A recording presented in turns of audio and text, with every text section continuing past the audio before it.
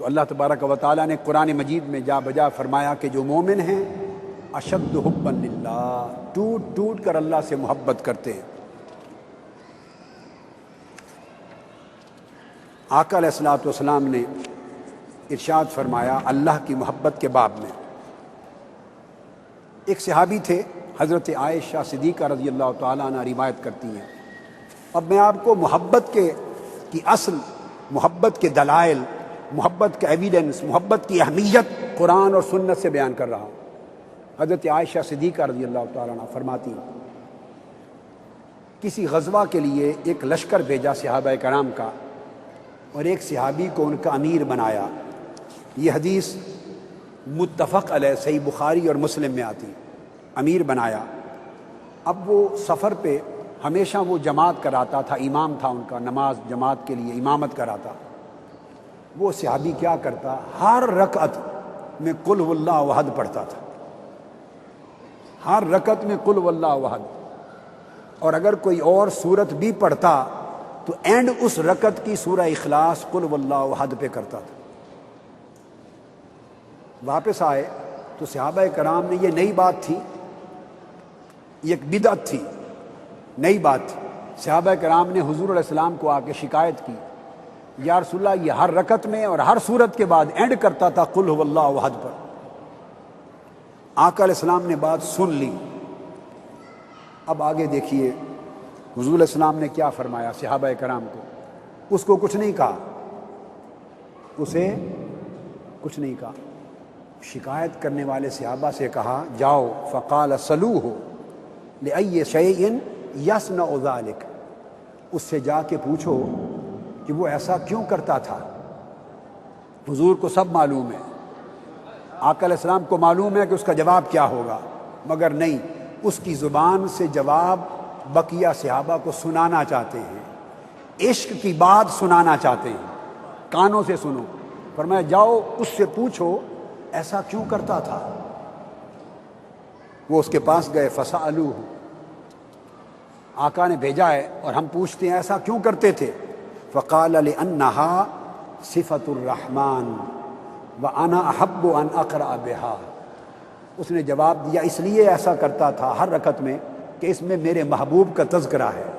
ہائے ہائے، میرے محبوب کی صفتیں ہیں، قل هو اللہ احد اللہ الصمد لم یلد ولم یولد ولم یکن لہ کفوا احد۔ اس ختم کہاں ہوتی ہے سورت ولم یکن لہ کفوا احد۔ میرا اللہ قل واللہ، میرا محبوب نویکلا ہے۔ قل هو اللہ احد، میرا محبوب نویکلا ہے، اس جیا کوئی نہیں۔ میرے محبوب رنگا یا سنگ، میرے محبوب جیا کوئی نہیں، وہ سونا، نہ اس نو کوئی جمن والا، نہ اس وچوں کوئی جمن والا، نہ کوئی او دا شریک، نہ کوئی اس جیا، تو میرے محبوب جیا ہے ہی کوئی نہیں۔ یہ ہے سورہ اخلاص۔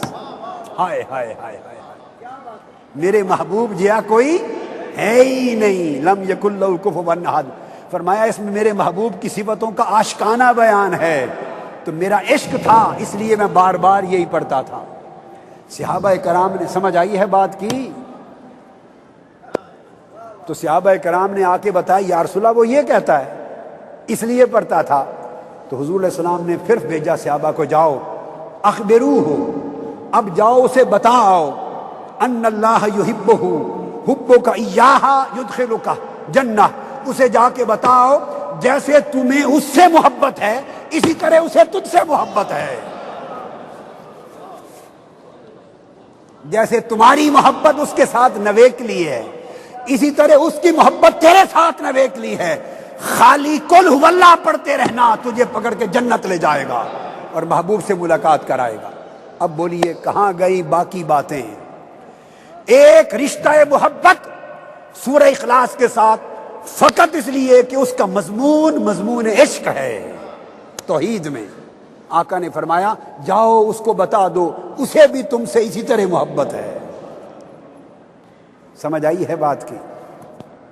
آقا علیہ السلام تشریف فرما ہیں، امام بہقی روایت کرتے ہیں اور امام ابو نعیم میں حضرت عمر بن الخطاب رضی اللہ تعالیٰ عنہ راوی ہیں حدیث کے، سیدنا فاروق اعظم۔ اب جو اگلی میں بات سنانے والا ہوں، سر سے پاؤں تک کان بن جائیے اور کانوں کو دل بنا لیجئے۔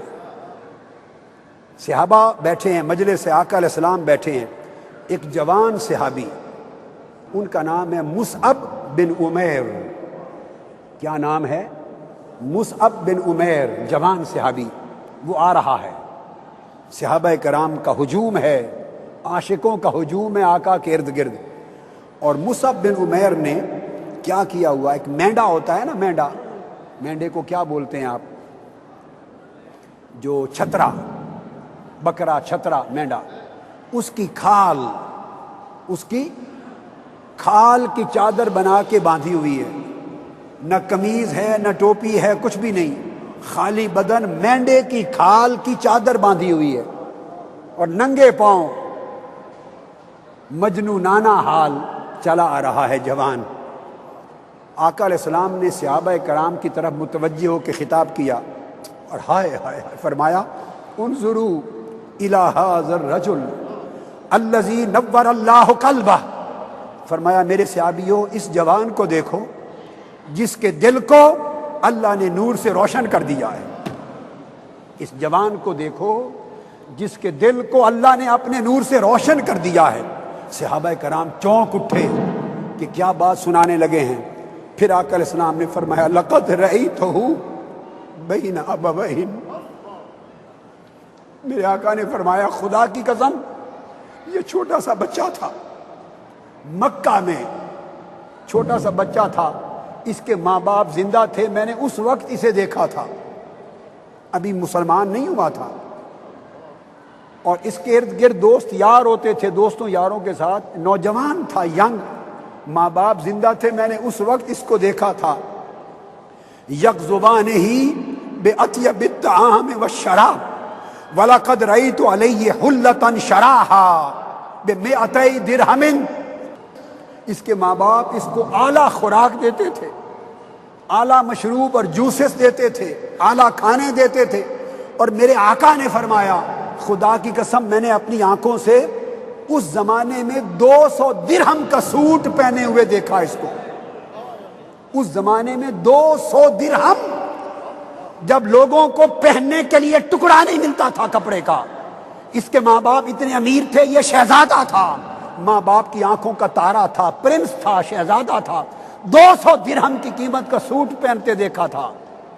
یہ فرما کر میرے آقا رو پڑے اور کہنے لگے پھر کیا ہوا، فدعاہ حب اللہ وحب رسولہ الی ما ترون، جب سے خدا اور رسول کا عاشق ہوا اس عشق نے اسے اس حال تک پہنچا دیا ہے۔ ہائے ہائے ہائے، کہاں وہ امیری، کہاں وہ شہزادگی، کہاں وہ دور، اور جب عشق کی آگ لگی تو دیکھو مینڈے کی کھال پہن کے پھرتا ہے ننگے پاؤں۔ الی ما ترون، جو اس کا حال دیکھ رہے ہو عشق نے اسے یہاں تک پہنچا دیا ہے۔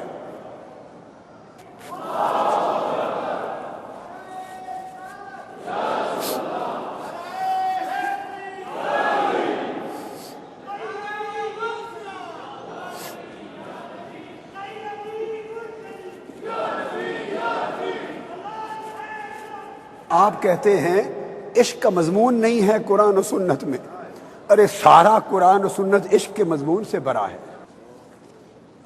آقا دکھا رہے ہیں عاشق کا حال دیکھو کہ میں نے وہ دور بھی دیکھا اور اب اس کا حال بھی دیکھو، اور یہ عشق نے اس کو اس حال تک پہنچا دیا۔ پھر ایک اور صحابی ہیں آقا علیہ الصلوۃ والسلام کے زمانے میں، ایک اور صحابی،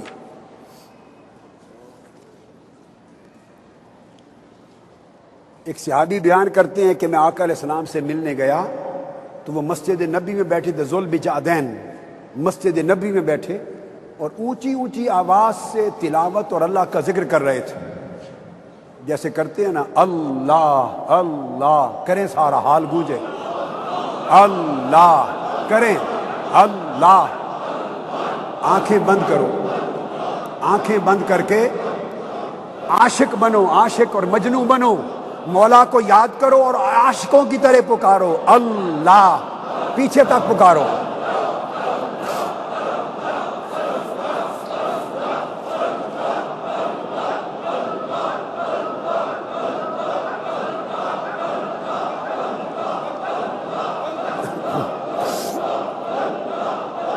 آقا علیہ السلام نے فرمایا، صحابی کہتے ہیں میں حضور سے ملنے گیا تو یہ صحابی ذی البجادین اونچی اونچی آواز سے ذکر کر رہا تھا مسجد نبوی میں. میں آقا علیہ السلام سے ملا اور میں نے کہا یا رسول اللہ مجھے یہ ریاکار لگتا ہے. فرمایا خبردار ریاکار نہ کہو، تمہیں معلوم نہیں ذی البجادین ہے، میرا غلام ہے. بات ختم ہو گئی. کچھ دن گزرے، اس کی ڈیتھ ہو گئی اس صحابی کی. اور صحابی کہتے ہیں ہم کانپ اٹھے، آدھی رات کا وقت تھا، اندھیری رات تھی. خبر ملی کہ اس کے جنازہ ہو گیا، تدفین ہو گئی ہے. تو میں دوڑا، چونکہ حضور نے کہا تھا خبردار اسے ریاکار نہ کہو، میرا غلام ہے. تو میں گیا، چلو جنازہ رہ گیا، میں جا کے تدفین میں شریک ہو جاؤں. تو کہتے ہیں جب گیا تو آدھی رات کا وقت، قبرستان میں حضور اس کی قبر پہ خود کھڑے ہیں اور قبر میں کھڑے ہیں. صحابہ کرام کو اتارا ہوا ہے اور قبر کھود رہے ہیں اور فرما رہے ہیں بھائی اس کی قبر کو کھلا رکھو، اللہ تمہاری قبر کو کھلا کرے گا. پھر جب اتارنے لگے تو بار بار فرماتے ہیں ذرا نرمی سے لینا، اس کی میت کو تکلیف نہ ہو، اللہ تمہارے ساتھ نرمی کرے گا. اتنا کنسرن تھا. صحابہ کہتے ہیں ہم نے عرض کی یا رسول اللہ لگتا ہے آپ کو اس سے بڑی محبت ہے. فرمایا کیوں نہ ہو، اس کو مجھ سے محبت تھی. ہائے ہائے، اس کو اللہ رسول سے محبت تھی، تو میں نہیں چاہتا کہ اس کی میت کو بھی تھوڑی سی تکلیف ہو. اللہ رسول سے محبت تھی تو قبر پہ کھڑے ہیں میرے آقا. لوگوں خدا کی قسم اللہ رسول کی محبت پر جیو اور اللہ اور اس کے رسول کی محبت پر مرو اور محبت میں وفا کرو. اس حال میں مرو کہ جس طرح اس کی قبر پہ مصطفیٰ کھڑے کہہ رہے تھے نرمی سے کام لینا. خدا کی عزت کی قسم جب خدا اور رسول کی محبت کے ساتھ آپ کی میت لحد میں اتاری جائے گی تو مصطفیٰ فرشتوں سے کہیں گے میری محبت کرنے والا ہے، نرمی سے کام لینا.